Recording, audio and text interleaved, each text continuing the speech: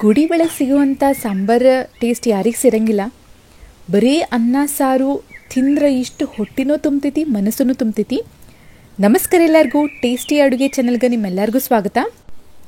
ಇವತ್ತು ನಾವು temple style ಸೋರೆಕಾಯಿ ಸಾಂಬಾರು ಮಾಡೋರದೇವಿ. ಭಾಳ ಸರಳ ಮಾಡ್ತೇನೆ ಮತ್ತು ಪೂರಾ ಟೇಸ್ಟಿ ಆಗ್ತೈತಿ.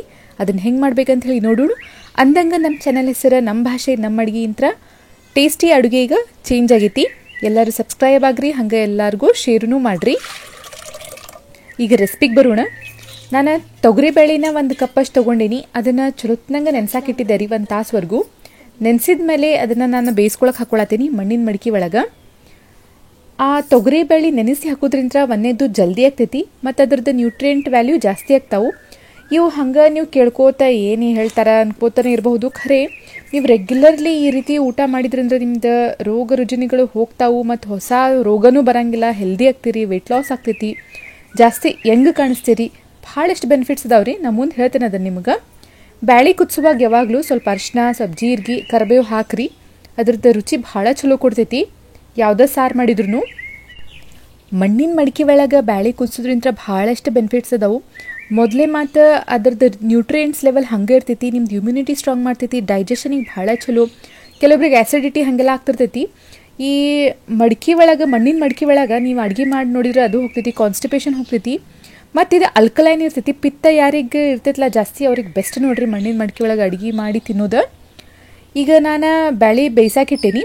ಅಂದಂಗೆ ಬ್ಯಾಳಿ ಹಾಕೋಕ್ಕಿಂತ ಮೊದಲು ನೀರನ್ನ ಚಲೋತ್ನಂಗೆ ಕುದಿಸ್ರಿ, ನಂತರನ ಬ್ಯಾಳಿ ಹಾಕ್ರಿ. ಇದರಿಂತ್ರನೂ ಬ್ಯಾಳಿ ಜಲ್ದಿ ಬೇಯ್ತೈತಿ.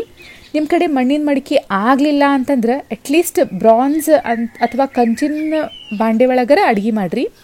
ಈಗ ನಾನು ಸೋರೆಕಾಯಿನ ಸ್ವಚ್ಛಂಗೆ ತೊಳೆದಿಟ್ಕೊಂಡೇನಿ. ಅದನ್ನು ತಿಂದು ನೋಡ್ಬೇಕು. ಕಹಿ ತಂದ್ರೆ ಅದನ್ನು ಒಟ್ಟು ಯೂಸ್ ಮಾಡಿಬಿಡ್ರಿ, ಚಲ್ ಬಿಡ್ರಿ, ಅದು ಪೂರಾ ವಿಷಕಾರ ನಮಗೆ. ನಂತರ ಈ ರೀತಿ ನಾನು ದೊಡ್ಡ ದೊಡ್ಡ ಪೀಸ್ ಒಳಗೆ ಹೆಚ್ಕೊಳಕತ್ತೀನಿ. ಆಮೇಲೆ ಸೋರೆಕಾಯಿನ ವಾರದಾಗ 2ರಿಂದ 3 ಸತ ಯಾವುದರ ರೂಪದಾಗ ತಿಂತಿರ್ಬೇಕು. ಪಲ್ಯ ಆಗಲಿ, ಸಾಂಬಾರಾಗಲಿ, ಮತ್ತು ಹಂಗೆ ಅದ್ರ ಜ್ಯೂಸ್ನು ಕುಡಿದ್ರೆ ಭಾರಿ ಬೆಸ್ಟ್. ಇದ್ರದ್ದು ಆರೋಗ್ಯದ ಲಾಭಗಳು ಹೇಳ್ತೇನೆ ನಿಮಗೆ. ಡಿಟಾಕ್ಸಿಫಿಕೇಷನ್, ನೀವು ಹಗಲೆ ಮುಗ್ಲೆ ಕೇಳ್ತಿರ್ಬೋದು ಈ ಶಬ್ದನ. ಬಾಡಿ ಒಳಗಿಂದ ಎಲ್ಲ ವಿಷಾನ ಇದನ್ನು ತೆಗಿತೈತಿ. ಇದ್ರದ್ದು ಜ್ಯೂಸ್ ಅಥವಾ ಇದ್ರದ್ದು ಯಾವುದೇ ರೀತಿ ಸೇವನೆ ಮಾಡಿದ್ರೆ ವೆಯ್ಟ್ ಲಾಸಿಗೆ ಬೆಸ್ಟ್. ಆಮೇಲೆ ಬಾಡಿ ಭಾಳ ಹೀಟ್ ಇರ್ತೈತಿ. ಪಿತ್ತ ಇದ್ದವ್ರಿಗೆ ಇದು ಹಗಲೆ ಮುಗ್ಲೆ ತಿನ್ನೋದ್ರಿಂದ ಅವ್ರದ್ದು ಪಿತ್ತ ಕಡಿಮೆ ಆಗ್ತೈತಿ. ಆ್ಯಂಟಿ ಆಕ್ಸಿಡೆಂಟ್ ಪ್ರಾಪರ್ಟೀಸ್ ಇರ್ತಾವೆ. ನಮ್ದು ಇಮ್ಯುನಿಟಿ ಬೂಸ್ಟ್ ಮಾಡ್ತೈತಿ. ಹಗಲೆ ಮುಗ್ಲೆ ನೆಗಡಿ, ಜ್ವರ, ಕೆಮ್ಮು ಇವು ಬರೋಂಗಿಲ್ಲ. Heart health. ಈಗ ನಾನು ಒಂದು ಮಾತು ಹೇಳ್ತೇನೆ ನಿಮ್ಗೆ, ಲಕ್ಷ್ಯ ಕೊಟ್ಟು ಕೇಳ್ರಿ. ಯಾರಿಗೆ ಹೃದಯದ ಕಾಯಿಲೆ ಅಥವಾ ಈ ಬ್ಲಾಕೇಜ್ ಇರ್ತಾವೆ, ಸ್ಟಂಟ್ ಹಾಕಿರ್ತಾರೆ, ಅಂಥವರೆಲ್ಲ ಈ ಸೋರೆಕಾಯಿ ಜ್ಯೂಸ್ನ ಖಾಲಿ ಹೊಟ್ಟೆ ಒಳಗೆ ದಿನ ಕುಡ್ಕೋತ ಬಂದ್ರಂದ್ರೆ ಅವ್ರದ್ದು ಬ್ಲಾಕೇಜ್ ಲೆವೆಲ್ ಭಾಳಷ್ಟು ಕಡಿಮೆ ಆಗ್ತೈತಿ. ಇದು ನಾ ಅಲ್ರಿ ಹೇಳೋದು, ರಿಸರ್ಚ್ ಪೇಪರ್ ಒಳಗಿದೆ ಸಾಬೀತು ಮಾಡ್ಯಾರ ಆಲ್ರೆಡಿ. ಈ ಸೋರೆಕಾಯಿ ಜ್ಯೂಸ್ ಅಥವಾ ಯಾವುದೇ ರೀತಿ ಸೇವನೆ ಭಾಳ ಚಲೋ ನಮ್ಮ ಹಾರ್ಟಿಂದ ಹೆಲ್ತಿಗೆ. ಖರೆ ಯಾರು ಬ್ಲಾಕೇಜ್ ಇರ್ತೈತಲ್ಲ ಅವ್ರು ಡೈರೆಕ್ಟ್ ಜ್ಯೂಸ್ ಕುಡಿಯೋದಂತೂ ಭಾಳ ಚಲೋ. ಖಾಲಿ ಹೊಟ್ಟೆ ಒಳಗೆ 1 ಗ್ಲಾಸ್ ಅಷ್ಟು ನೀರು ಜಾಸ್ತಿ ಹಾಕ್ಲಾರ್ದಂಗನ ಮತ್ತು ಅದ್ರದ್ದು ಸ್ವಲ್ಪ ಫೈಬರ್ ಸಮೇತನ ನೀವು ಕುಡಿದ್ರೆ ಭಾಳ ಚಲೋ. ಅಂದರೆ ಜ್ಯೂಸ್ ಮಾಡಿ ಏನು ಅದ್ರದ್ದು ಏನು ಉಳಿತೈತಲ್ಲ ಅದು ಅಂಶ ಅದನ್ನು ಸ್ವಲ್ಪ ಹಾಕಿ ಕುಡಿದ್ರೆ ಭಾಳ ಬೆಸ್ಟ್ ರೀ. ಜ್ಯೂಸ್ ಮಾಡುವಾಗ ಒಂದು ಸ್ವಲ್ಪ ಪುದೀನ, ಸ್ವಲ್ಪ ಹಸಿ ಶುಂಠಿ, ಜೀರಿಗೆ ಹಾಕೋದ್ರಿಂದ ಅದ್ರದ್ದು ಟೇಸ್ಟೂ ಚಲೋ ಬರ್ತೈತಿ. ಮತ್ತು ಡೈಜೆಷನಿಗಂತೂ ಭಾಳ ಚಲೋ. ಆ್ಯಸಿಡಿಟಿ ಆಗಲ್ಲ ಹೇಳ್ದಂಗೆ ಭಾಳ ಕಡಿಮೆ ಮಾಡ್ತೈತಿ. ಲಿವರ್ ಹೆಲ್ತಿಗೆ ಚಲೋ. ಮತ್ತು ಇದ್ರೊಳಗೆ ಭಾಳಷ್ಟು ನ್ಯೂಟ್ರಿಯೆಂಟ್ಸ್ ಇರ್ತಾವೆ. ನಮ್ಮ ಸ್ಕಿನ್ನಿಗೆ, ನಮ್ಮ ಕೂದಲಕ್ಕೆ ಭಾಳ ಚಲೋ ರೀ. ಒಂಥರ ದಿನ ಇದ್ರದ್ದು ಜ್ಯೂಸ್ ಕುಡಿಯಾಕತ್ರ ಇದ್ದಿದ್ದೆಲ್ಲ ಕಲ್ಲಿಗಳು, ಮೊಡವೆಗಳು ಹೋಗಿ ನಮ್ದು ಸ್ಕಿನ್ ಗ್ಲೋ ಆಗಕ್ಕೆ ಸ್ಟಾರ್ಟ್ ಆಗ್ತೈತಿ. ಯಾರಿಗೆ ಮುಖದ ಮೇಲೆ ಅತಿಯಾಗಿ ಕಲಿ ಅದಾವು, ಅತಿಯಾಗಿ ಗುಳ್ಳಿ ಆಗ್ತಾವು ಅನ್ನೋರು ಇದನ್ನು ಕುಡಿದು ನೋಡ್ರಿ. ದಿನ 3 ತಿಂಗಳಂತೂ ಮಾಡಬೇಕು. 1-2 ದಿನಕ್ಕೆ ಯಾವತ್ತೂ ರಿಸಲ್ಟ್ ಎದುರದು ಬರೋಂಗಿಲ್ಲ. ಕಂಪಲ್ಸರಿ 3 ತಿಂಗಳ ದಿನ ಕುಡ್ಕೋತ ಬಂದ್ರಂದ್ರೆ ನಿಮಗೆ ರಿಸಲ್ಟ್ ತಾನಾಗೇ ಗೊತ್ತಾಗ್ತೈತಿ. ಒಂದೇದು ವೆಯ್ಟ್ ಲಾಸ್ ಸ್ಟಾರ್ಟ್ ಆಗ್ತೈತಿ. ಹೊಟ್ಟೆ ಖಾಲಿ ಖಾಲಿ ಅನಿಸ್ತೈತಿ, ಹಗರ್ ಅನಿಸ್ತೈತಿ. ಇಪ್ಪಿತ್ತಿದ್ದವ್ರಿಗೆ ಎದೆ ಒಳಗೆ ಉರಿ, ಹೊಟ್ಟೆ ಒಳಗೆ ಉರಿ ಹಾಗೆಲ್ಲ ಇರ್ತಾವಲ್ಲ, ಇದನ್ನು ತಿನ್ಕೋತ ಬಂದ್ರೆ ಭಾಳ ಚಲೋ. ಈಗ ಜ್ಯೂಸ್ ಕುಡಿಯೋಕೆ ಆಗಲಿಲ್ಲ ಅಂತಂದರೆ ಇದ್ರದ್ದು ಪಲ್ಯ ಅಥವಾ ಸಾಂಬಾರು ನೀವು ತಿನ್ಬಹುದು. ಈಗ ಸಾಂಬಾರು ಅಂತಂದ್ರೆ ಪ್ರೆಷರ್ ಕುಕ್ಕರ್ ಒಳಗೆ ಹಾಕಿ ಚಲೋತ್ನಂಗೆ ಬೇಯಿಸಿದ್ರೆ ಏನೂ ಸಿಗಂಗಿಲ್ಲ. ಮಣ್ಣಿನ ಮಡಿಕೆ ಇಲ್ಲ ಅಂತಂದ್ರೆ ತೀರಾ ಕಂಚಿಂದ ಬಾಂಡೆ, ಅದು ಆಗಲಿಲ್ಲ ಅಂತಂದ್ರೆ ಚಲೋ ಸ್ಟೀಲಿಂದ, ಅದು ಸಣ್ಣ ಉರಿ ಒಳಗಿಟ್ಟು ಅಡುಗೆ ಮಾಡ್ಬೇಕು. ಅಲ್ಯೂಮಿನಿಯಂ ಅಂತೂ ಯಾವುದೇ ಕಾರಣಕ್ಕೂ ಯೂಸ್ ಮಾಡಬಾರ್ದು. ಮತ್ತು ಸ್ಟೀಲಿನ ಭಾಂಡೆ ಆದ್ರೂ ಹೈ ಟೆಂಪ್ರೇಚರ್ ಒಳಗೆ, ಅಂದರೆ ಹೈ ಉರಿ ಒಳಗೆ ಒಟ್ಟು ಅಡುಗೆ ಮಾಡಬಾರ್ದು.